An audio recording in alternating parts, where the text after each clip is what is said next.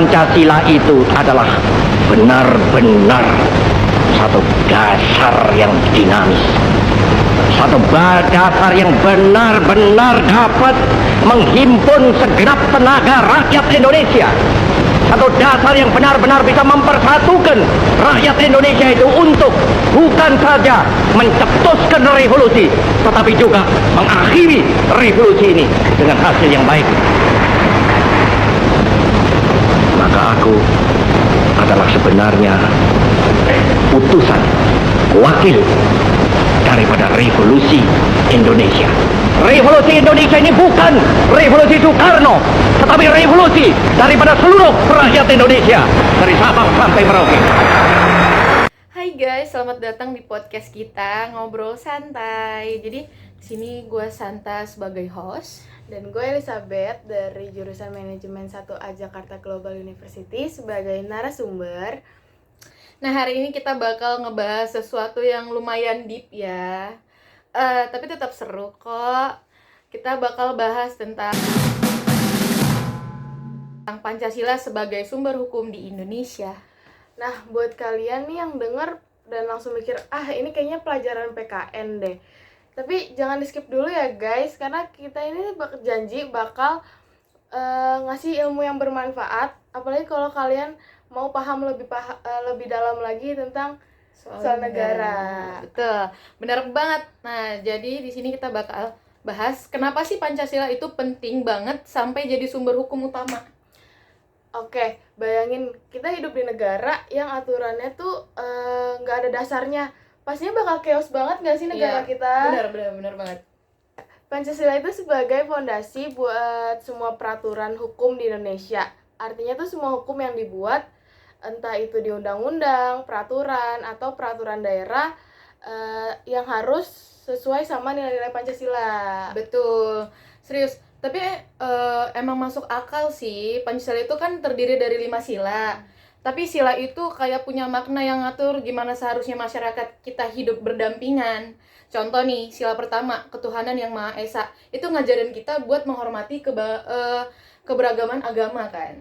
Iya. Yes, dari situ tuh hukum-hukum yang dibuat itu tuh harus sesuai dengan memperhatikan aspek keberagaman.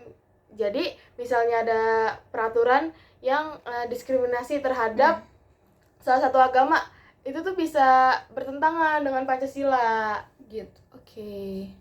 Ini tuh bukan cuma soal agama. Sila kedua tuh yang kemanusiaan yang adil dan beradab. Itu menegaskan kitanya untuk penting hak asasi manusia.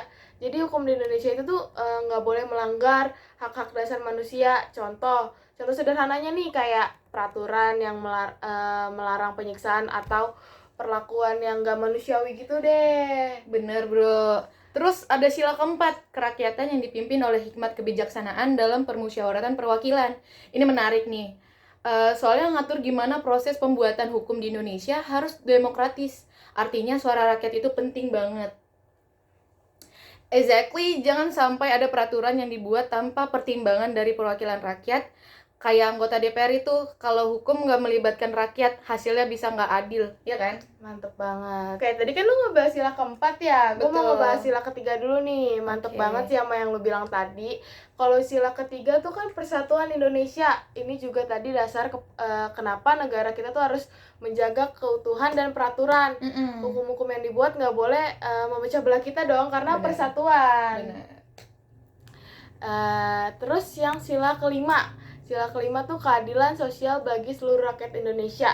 Nah, ini tuh menekankan pentingnya kita keadilan dalam kehidupan sosial, ekonomi. Makanya hukum-hukum yang dibuat itu harus menjamin kesejahteraan seluruh rakyat Indonesia dong.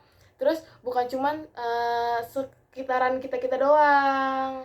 Benar, gue setuju banget. Jadi Pancasila bukan cuman simbol atau bahan hafalan pas sekolah.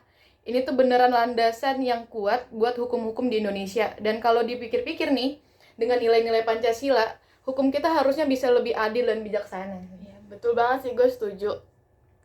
Tapi realitinya tuh masih banyak kan yang harus kita perbaiki di negara kita ini.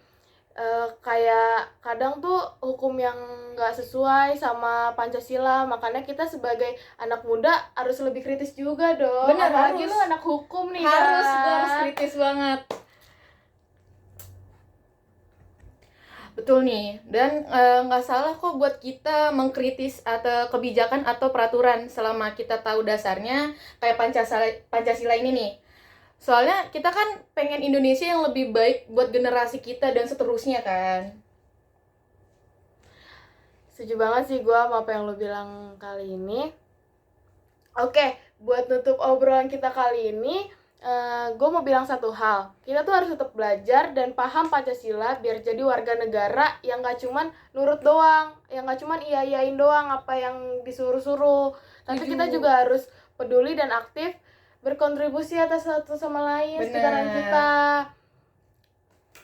That's right. Oke, jadi segitu dulu dari kita. Jangan lupa di-share podcast ini kalau menurut kalian bermanfaat. Follow kita buat konten-konten seru lainnya.